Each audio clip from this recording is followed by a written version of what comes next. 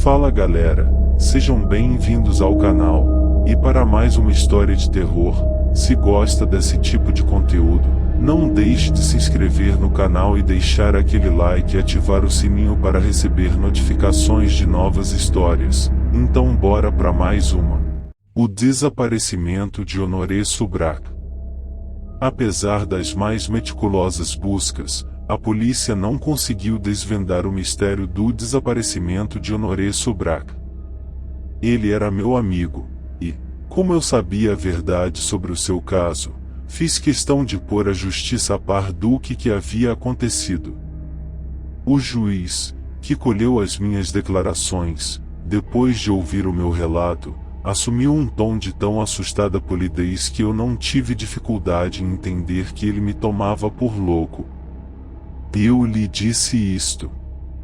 Ele ficou ainda mais cortês, e levantando-se, empurrou-me para a porta, e eu vi o seu escrivão, de pé, com os punhos cerrados, pronto para saltar sobre mim, caso se eu agisse como um ensandecido. Eu não insisti. O caso de Honoré Subrak é, de fato, tão estranho que a verdade parece inacreditável. Soubemos, pelas notícias dos jornais, que Subrak passava por original. Fosse inverno ou verão, estava ele sempre vestido somente com um grande casaco no corpo e chinelos nos pés. Ele era muito rico, e porque sua indumentária me surpreendia, perguntei-lhe um dia por que se trajava daquela maneira. Ele respondeu: "É para me despir mais rapidamente, em caso de necessidade." A propósito, depressa nos habituamos a sair com poucas peças. Ceroulas, meias e chapéus são prescindíveis. Vivo assim desde os meus 25 anos de idade e nunca estive doente. Estas palavras, em vez de me esclarecerem, aguçaram a minha curiosidade. Por que razão, pensei, Honoré Subrak precisa se despir tão rapidamente? E fiz um monte de suposições. Uma noite, quando eu voltava para casa, poderia ser 1h ou 1h15h, ouvi que sussurravam o meu nome. Parecia-me que vinha da parede junto à qual eu passava. Desagradavelmente surpreso, estaquei. "Há mais alguém na rua?" Disse a voz. "Sou eu, Honoré Subrak." "Mas onde você está?" exclamei, olhando para todos os lados, sem formar uma ideia de onde meu amigo poderia ter se ocultado. Vislumbrei, apenas, o seu famoso casaco estendido na calçada, ao lado dos seus não menos famosos chinelos. Eis aqui uma situação, pensei, em que a necessidade obrigou Honoré Subrak a despir-se num piscar de olhos. Finalmente, desvendarei um belo mistério. Eu disse em voz alta: "A rua está deserta, caro amigo. Você pode aparecer." De repente, Honoré Subrak despegou-se da parede contra a qual eu fixara o olhar, mas sem poder enxergá-lo. Estava completamente nu e, antes de tudo, apanhou o casaco, que vestiu e abotoou o mais rápido que pôde. Depois, calçou os chinelos, e enfaticamente, falou comigo, acompanhando-me até a minha porta. "Você ficou surpreso", disse ele, "mas agora entende por que eu me visto de um modo tão estranho." Mas ainda não logrou compreender como eu pude fugir tão completamente ao seu olhar. É muito simples. É apenas um fenômeno de mimetismo. A natureza é uma boa mãe. Ela deu aos seus filhos, demasiado fracos para se defenderem, o dom de se confundir com o que os rodeia. Mas você sabe tudo isso. Sabe que as borboletas parecem flores, que alguns insetos são como folhas, que o camaleão pode assumir a cor que melhor o camufle, que a lebre polar se tornou branca como as terras geladas onde, tão covarde quanto a de nossos campos, foge quase invisível. Esses frágeis animais escapam dos seus inimigos por arte de um engenho instintivo que lhes modifica a aparência. E eu, a quem o inimigo persegue incessantemente, eu, em que sou medroso, e me sinto incapaz de me defender numa luta, sou semelhante a estes animais, confundo-me à vontade, e por terror, com o ambiente que me rodeia. Exerci esta faculdade instintiva, pela primeira vez, há alguns anos. Eu tinha 25 anos, e em geral, as mulheres me achavam agradável e garboso. Uma delas, que era casada, apegou-se tanto a mim que eu não pude resistir. Caso fatal. Uma noite, eu estava na casa da minha amante. O marido dela, supostamente, estaria fora durante vários dias.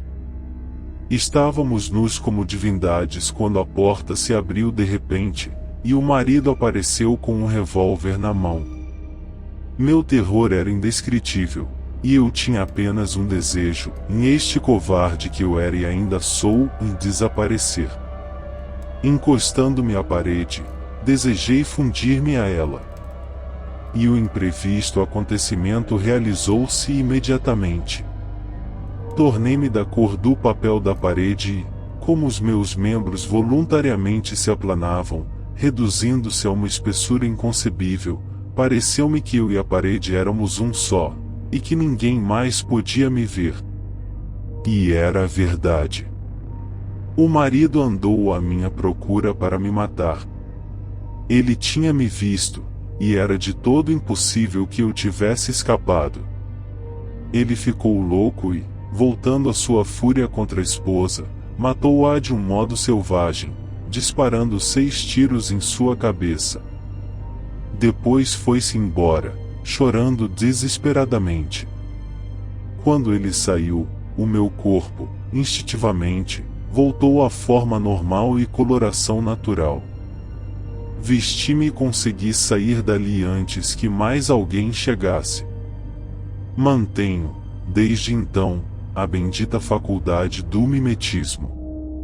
O marido, não tendo me matado, dedicou a sua vida à realização deste objetivo. Há muito tempo ele me persegue pelo mundo inteiro, e imaginei que, vindo morar em Paris, eu estaria a salvo dele. Mas vi aquele homem alguns momentos antes de sua chegada. O terror fez-me bater os dentes. Eu só tive tempo de me despir e mesclar-me à parede. Ele passou por mim, olhando com curiosidade para aquele casaco e aqueles chinelos abandonados na calçada. Agora você percebe o quão estou certo em vestir-me sumariamente. A minha faculdade mimética não poderia ser exercida se eu estivesse vestido como todos os outros. Não poderia me despir suficientemente rápido para escapar do meu algoz, e é importante, acima de tudo, que eu esteja nu, para que minhas roupas, achatadas contra a parede, não tornem inútil o meu desaparecimento defensivo. Felicitei Subrak por uma faculdade da qual eu tinha provas e que invejava. Nos dias seguintes, eu não pensava em outra coisa, e fiquei surpreso, em todos os sentidos, por me ver concentrando a minha vontade no intuito de mudar a minha forma e a minha cor. Tentei me transformar em um ônibus, na Torre Eiffel, em um acadêmico, em ganhador de jackpot 1. Os meus esforços foram em vão. Eu não nascerá para aquilo. Minha vontade não era suficientemente forte e, além disso, faltava-me aquele santo terror, aquele formidável perigo que havia despertado os instintos de Honoré Subrak. Eu já não o via há algum tempo quando ele apareceu um dia, em pânico. Aquele homem, meu inimigo, e disse ele, vive me espreitando por toda a parte. Consegui fugir dele 3 vezes, exercendo a minha faculdade, mas estou com medo, meu caro amigo. Notei que ele tinha perdido peso, mas não disse nada. Só lhe resta uma coisa a fazer, e disse-o para subtrair-se a um inimigo tão implacável: vá embora. Esconda-se numa aldeia. Deixe os seus pertences comigo e corra para a estação ferroviária mais próxima. Ele apertou-me a mão e disse: venha comigo, eu imploro. Estou com medo. Na rua, caminhamos silenciosamente. Honoré Subrak virava a cabeça constantemente, parecendo preocupado. De repente, deu um grito e fugiu, livrando-se do casaco e dos chinelos. E eu vi um homem correr atrás de nós. Eu tentei impedi-lo, mas ele escapou. Segurava um revólver e apontava-o na direção de Honoré Subrak. Este tinha acabado de chegar ao longo muro de um quartel e ali desapareceu como que por magia. Atordoado, o homem com o revólver parou, soltando exclamação raivosa, e, como que para se vingar do muro que parecia ter sugado a sua vítima, descarregou seu revólver no ponto em que Honoré Subrak tinha desaparecido. Depois, fugiu. As pessoas aglomeraram-se e policiais chegaram para dispersá-las. Então chamei por meu amigo.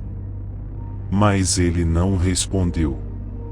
Apalpei a parede, que ainda estava quente, e notei que, das 6 balas disparadas pelo revólver, 3 tinham atingido a altura do coração de um homem, enquanto as outras tinham arranhado o gesso mais acima, onde eu parecia distinguir, vagamente, os contornos de um rosto. Fim. Se gostou, deixa o like e não esqueça de se inscrever no canal.